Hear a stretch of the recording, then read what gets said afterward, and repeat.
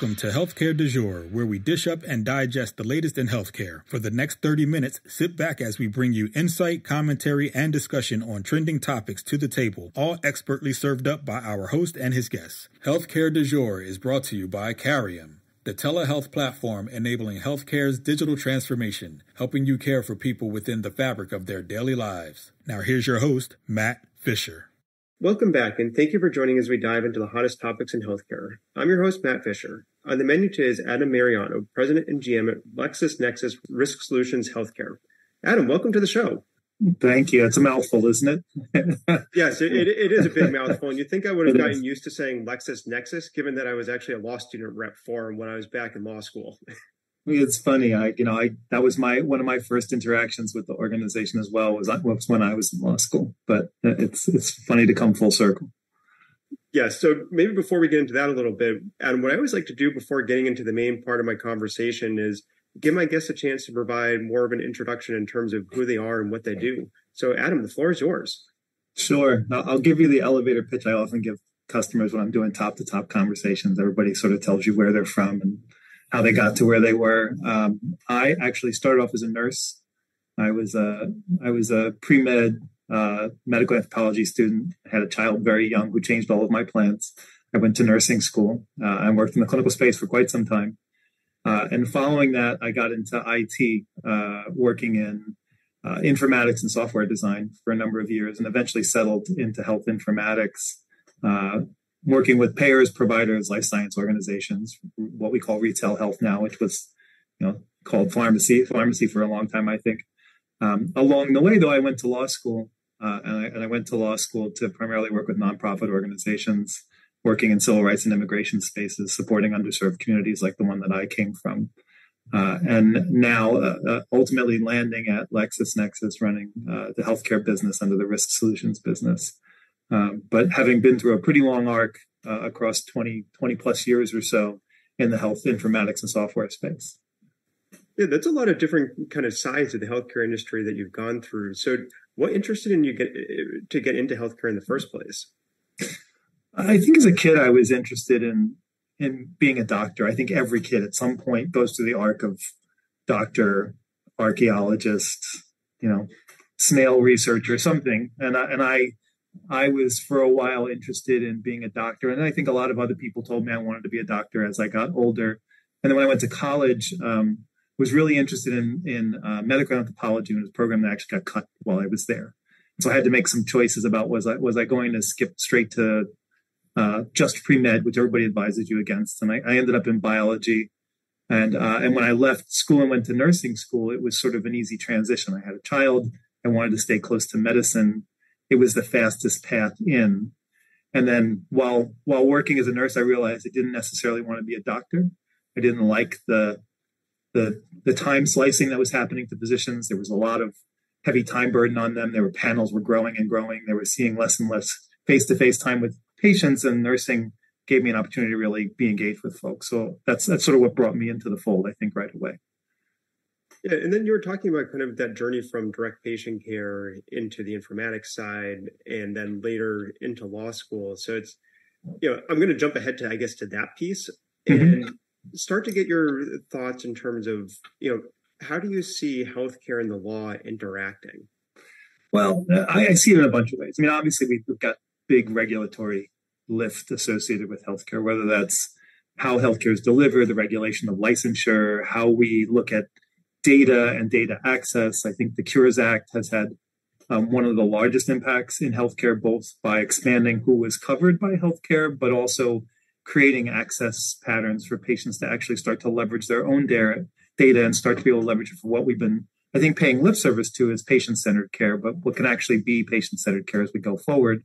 And I think the other side of that is in equity and access. How do we make sure that we start working on eliminating bias and the inequities in healthcare over time? And I think the law has a very big footprint to play in that space as we start to treat healthcare like another civil right. Yeah, and I think that's a really important point to make. So when you're talking about equity and access, before maybe we talk about how the law actually can help improve in both of those fronts, how do you define both of those terms? Well, I think from an equity perspective, there's the simple and the complex. The simple is better healthcare for everybody. So I think on all levels we can raise the tide that raise all boats. I think the reality is, and the way things have played out in the American landscape for a very long time, is that those who have the least amount of financial freedom, so people at the bottom end of the socioeconomic spectrum, as well as Black and brown folks in America, have always suffered the short end of the delivery stick when it comes to healthcare. We've got documented bias after documented bias, whether it's infant mortality rates, care in pain management, outcomes related to surgeries, post-surgical complications. You can go on and on and on. Those biases are all well documented. And I don't know that we're telling anybody anything new there. So I think the reality-based conversation around equity is, how do we make sure that, A, we can document and then start to manage the bias and the inequitable care that affects everyone. So ultimately, regardless of your skin color or your gender or your ethnicity or your orientation or your socioeconomic status, you can be guaranteed when you walk in the doors of a facility, you're going to get the same level of quality of care. And that's a big lift. I don't want to understate the reality is that we have plenty of under-resourced institutions and there's plenty of obstacles to that. But that's what we should be targeting holistically. That's a mouthful, though, for sure. It's a big giant plate of work. Yeah, no, kind of arguably, unfortunately, with everything you described, you might be kind of highlighting the bulk of the kind of societal or social issues within the healthcare industry at large. And a lot of kind of, I think, the topical areas that got pushed to the fore throughout the course of the COVID pandemic, which, I think when you pay attention, have been there historically for a very long time. I think so. And I think if you look at this through the lens of civil rights, I think it's a system, whether the inequity results from design or operation has been failing society as a whole. And I think, those at risk have not only, I think, been excluded in some cases from being provided the care they need, but we also don't address even their ability to consume those opportunities. So something simple is the thing I point to all the time when we talk about this. If your hours of operation don't include nights and weekends, there's lots of folks who don't have sick time. There's lots of folks who can't afford to take a day off from work, even if they have sick time. It just really doesn't fit. Or the distance they need to travel to get care can't be operated inside of a window of downtime or within the window that the office is closed. It could be the daycare, all sorts of reasons. And so something that simple can change whether or not somebody actually gets the care they need. And then you can cascade that to everything. You can look at telehealth, and you can look at medication delivery. You can look at drug prices, which we're finally starting to renegotiate, where people are choosing between food and medicine, right? So there's so many vectors to take on. And you and I could probably spend an hour just talking about, the inequities. But I think as we think about it that way, really it's, what are the pragmatic steps that we can take to reduce some of that difficulty in getting patients the right kind of care at the right kind of times. So I'm going to take you up on that implicit kind of anticipatory answer to a question. So what are some of those pragmatic steps to be able to take to help begin to address some of the equity issues? I think you're seeing some really interesting ones. So my master's is in population health, and the focal point of my dissertation was on how do we practically apply social determinants in EMR and health system activation. So essentially, how do we get that type of information into the electronic medical records so we can prompt physicians to help patients get over the hurdles that are not healthcare related, right? And for those who aren't deeply steeped in social determinants, there are all the factors that influence your health outcomes that are not part of your diagnosis. And by all research at this point, you'll find that somewhere between 50 and 60% of your outcomes are actually influenced not by your diagnosis, but by those social determinants. But we don't teach them, well, historically, we didn't teach them heavily in medical school. We don't think about them when we talk about benefit design and network design on the payer side. And so I think the great thing is you're seeing payers now, insurers, start to talk about that in their benefit design. Not only are they looking at, do I have a provider in this zip code who has an open panel and can provide care to new patients to cover the population gradient, if you will, right? And essentially the physician to patient ratio. But also, they're taking new patients. They speak Spanish. They are wheelchair accessible. They're on a public transportation line. They have night and weekend coverage. They support telehealth. All of the things that actually might make it more equitable for patients to get that care from that site. And so that kind of design at a health plan level, a benefit level, whether that's an employer provided plan, or it's a Medicare or Medicaid dual eligible plan, really is critical if you're trying to open the doors to everybody. So just getting people over the threshold to get treated is a big problem. And so I think pragmatic steps like that are fantastic. I can give you a list of a bunch of others, but that's a really good one to start with. I think everybody thinks about this. Everybody's either insured or uninsured. When you're insured, you're not always able to take care of all the benefits and take advantage of all the benefits in your plan if they're poorly designed. So, I think it bridges the conversation about just the insurance conversation. Well, once we actually had 100% insurance, we'd still have a problem because the networks aren't designed in a way that people can take advantage of them.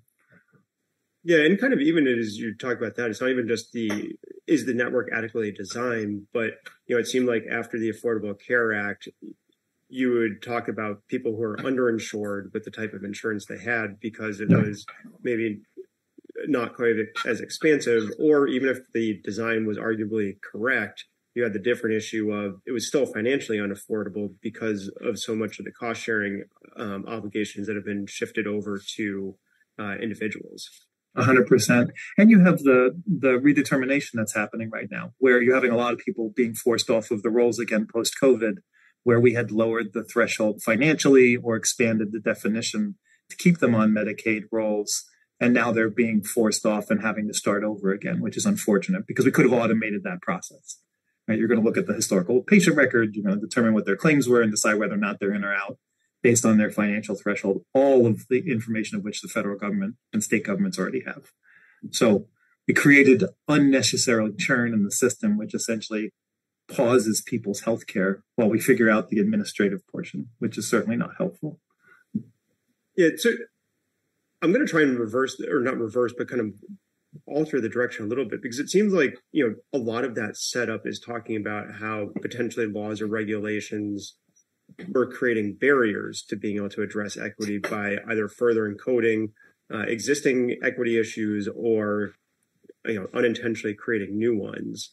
So kind of starting to maybe take the positive lens, where do you see laws or regulations helping to remove those barriers or direct attention and efforts to, outcomes that might be more beneficial to the broader population?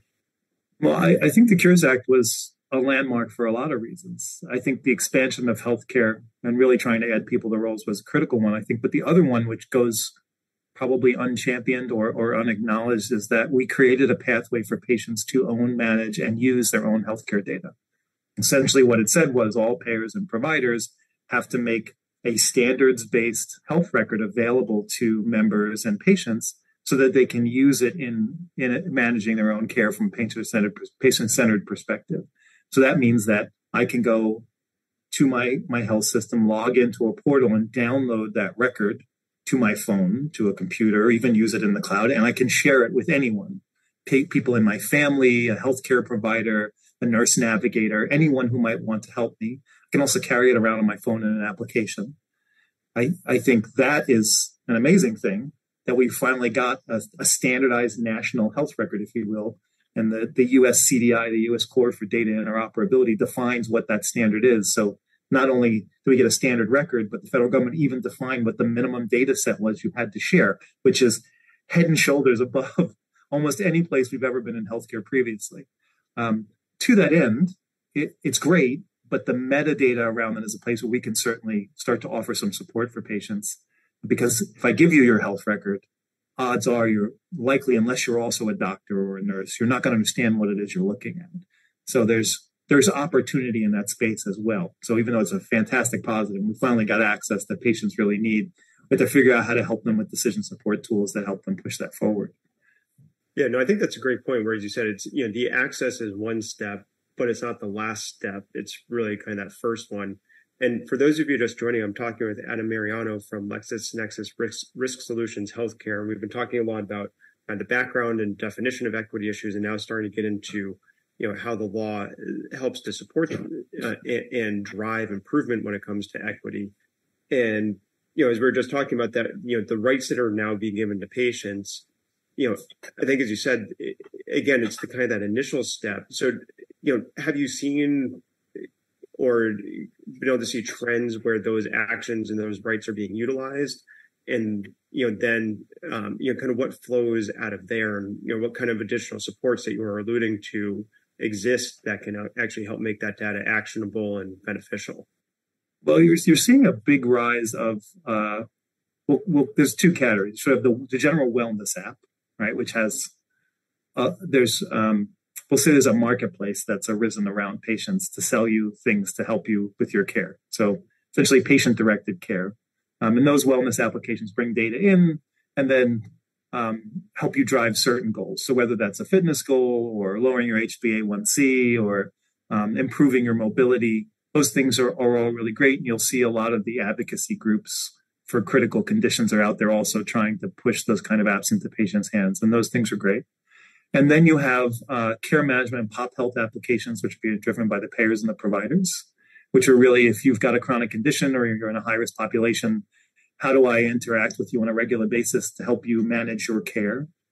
And I think the third one is more, I would call them empowerment applications. How do we help patients manage their own condition themselves, which is how do we offer them instruction? So I have some family members who are struggling with new diagnosis, and we're going through, we went through some cancer and a bone marrow transplant in my family, which is a very technical, very, very intensive process. And there's a ton of terminology, medications, process that nobody understands. Even most medical professionals don't come into contact with bone marrow transplants, right? They're rare enough and they're operated in a silo.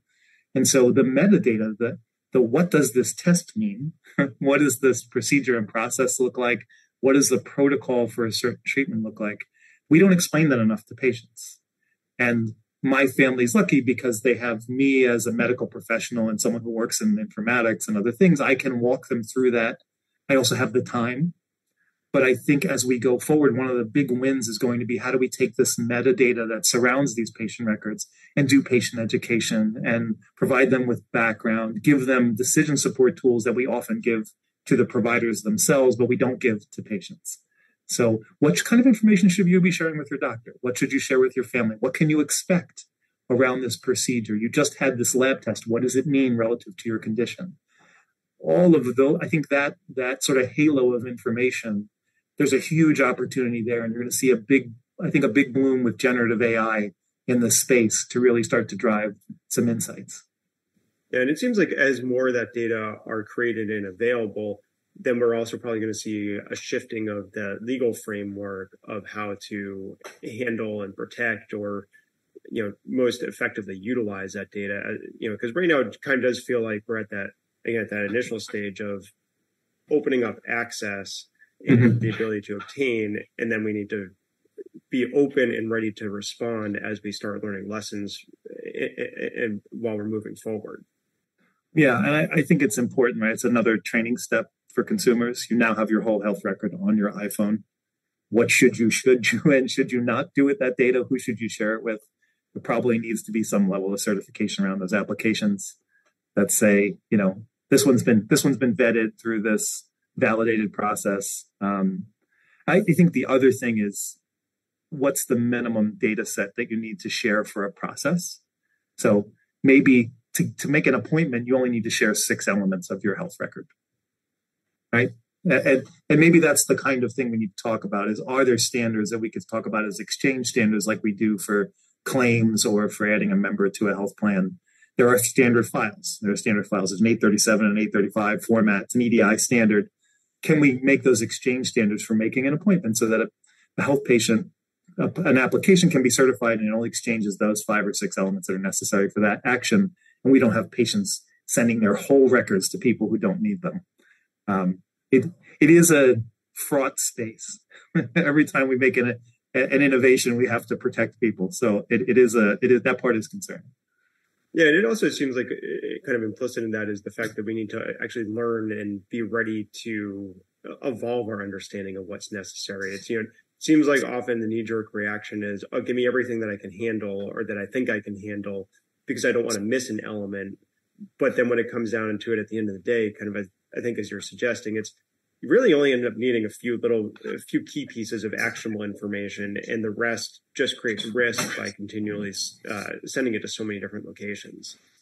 It's an interesting thing that the federal government established a standard that I alluded to, the U.S. CDI. It is actually about as much of your core record as you would need to transfer between physicians to get a good read on care. So if you were, for argument's sake, a snowbird who spent half their time in New York and half their time in Florida, it would be enough for that visiting physician to take a good look at your record and be able to engage in care with you, at least to start and say, yeah, sure, I can add you to my panel. And at LexisNexis, we're engaging in this next frontier of helping patients make their records portable. And you're running into the same conversations about, well, what should you share and when? How do you coach patients about what kind of information is in their record? How do you help them digest what comes back? Because just showing the whole medical record to folks, I'm sure you've dialed into your medical portal at some point. Almost everyone had to during COVID. If you wanted any of your information, it's an awful lot of info to try to digest without a narrative, right? So what are you really trying to find out about your diabetes? Well, is it getting better or worse? Should I be talking to my doctor? Should I be going to a specialist? Is there something else I'm not doing? Can you coach me about my activity as it relates to my insulin consumption? Well, none of that really gets done well. And so I think that's the next logical step, which is how do we take the burden off of physicians and nurses to offer some of that support in an automated fashion in people's hands. And I think for patients, generative AI, this feels like a good spot, right? Interpretation from a very well-controlled library that's not sourced from the open internet, but comes from patient education materials and can really drive some viable insight. There's opportunity there for sure. Yeah, and I think that's a great point where you're saying you're drawing from a database or a library that has been vetted and that is reliable and probably evidence-based, which probably then goes into the direction of controlling your risk and your liability around it. Because I think as you said, you don't want it coming from the general internet because who knows the quality of that, and there's so much either intentional or unintentional misinformation that's been built up in generalized databases. Not to say that risk doesn't exist within a curated database, but hopefully you've done as much as you can with your eyes open to minimize that outcome as much as possible. 100%. And there are really well-vetted, well-recognized libraries of patient education materials, right? We manufacture them. Lots of other folks do. They're well curated, they're narrow banded. And I think there's a difference between prescriptive medicine, which is what should Dr. A do next to this patient, and decision support, which is what else should you know about this patient that you may not have visibility to? And I think the same thing applies to the consumer side, which is you're not telling a patient, I think you need to go get this test done. You're telling a patient, here's something you should probably share with your doctor, right? This information. Here's some information about your condition so you feel more comfortable with the test you're reading. What does this test tell you? Well, this test tells you that your diabetes is uncontrolled. If your A1C is wandering all over the place, here are things that people do to help control their diabetes better. And it's exercise and managing your insulin and what you eat and talk to your doctor and yada, yada. And so I think that there's opportunity to say, look, medicine is a big, giant subject. It can be very scary for people. Oftentimes we only interact with the medical system when there's crisis. And so it's already fraught. How do we reduce the level of anxiety? How do we create a more gentle entree, a more gentle interaction with medicine for folks so it doesn't feel so scary all the time, but also feels like something they have some agency and control over.